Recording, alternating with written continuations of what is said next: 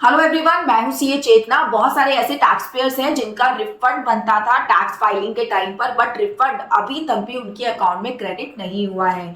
तो बताती हूँ इसके पीछे रीजन क्या हो सकता है। नंबर 1, आपकी रिटर्न अभी तक प्रोसेस नहीं हुई है। जब तक रिटर्न प्रोसेस नहीं होगी, रिफंड भी प्रोसेस नहीं होगा। तो इस केस में आपको करना पड़ेगा वेट, या फिर एक ग्रीवियांस आप रेज कर सकते हैं कि आपकी रिटर्न अभी तक प्रोसेस नहीं हुई है। रिटर्न प्रोसेस होने के बाद ही आपका रिफंड प्रोसेस किया जाएगा। नंबर 2, आपने रिटर्न तो फाइल कर दी, लेकिन आप उसको ई वेरीफाई करना भूल गए। रिटर्न फाइलिंग के 30 डेज के अंदर अंदर रिटर्न को वेरीफाई करना इंपॉर्टेंट होता है। अगर आप रिटर्न वेरीफाई नहीं करते तो आपकी रिटर्न इनवैलिड हो जाती है।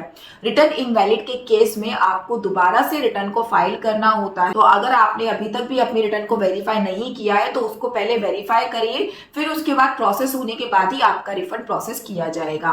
Number 3, defective ITR. समटाइम्स ऐसा होता है बेसिक प्रॉब्लम्स की वजह से हमारी जो अपलोड की गई रिटर्न होती है वो प्रोसेसिंग के दौरान डिफेक्टिव कर दी जाती है। रीजन कुछ भी हो सकता है। आपने किसी और सेक्शन में टीडीएस कटा था, उसको किसी और इनकम का दिखा दिया जिसकी वजह से डिपार्टमेंट ने उसको डिफेक्टिव कर दिया, या फिर आपने गलत फॉर्म अपना सिलेक्ट करके रिटर्न को फाइल किया था जिसकी वजह से आपकी रिटर्न डिफेक्टिव कर दी गई। तो इस केस में भी आपकी रिटर्न प्रोसेस नहीं की जाएगी और ना ही रिफंड आएगा। तो अगर आपकी भी रिटर्न डिफेक्टिव है तो सबसे पहले आपको उस डिफेक्ट को दूर करते हुए अपनी रिटर्न को दोबारा फाइल करना होगा, तभी आपका रिफंड प्रोसेस किया जाएगा। Number 4, invalid account detail.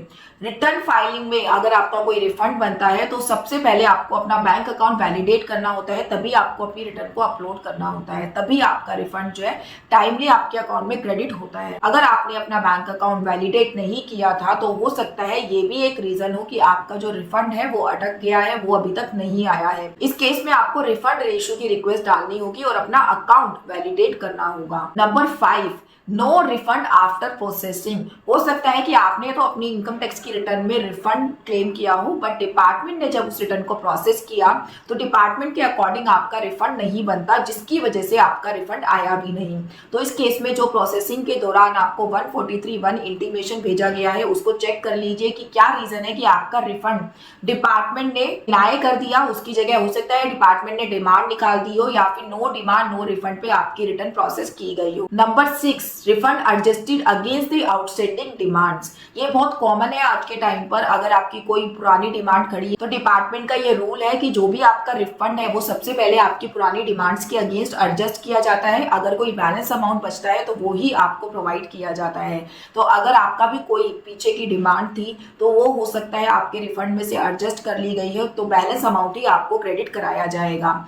इसको करने से पहले डिपार्टमेंट एक 245 का इंटीमेशन भी इशू करता है टैक्स पेयर को, जिसमें मेंशन होता है कि आपकी इस पर्टिकुलर असेसमेंट ईयर की डिमांड है जिसको हम इस रिफंड के साथ एडजस्ट करने जा रहे हैं। अगर आपको लगता है कि आपकी डिमांड गलत जनरेट की गई है तो आप इसको रिस्पॉन्स वाले सेक्शन में जाकर रिस्पॉन्स फाइल करिए कि क्यों ये डिमांड आपके लिए गलत है।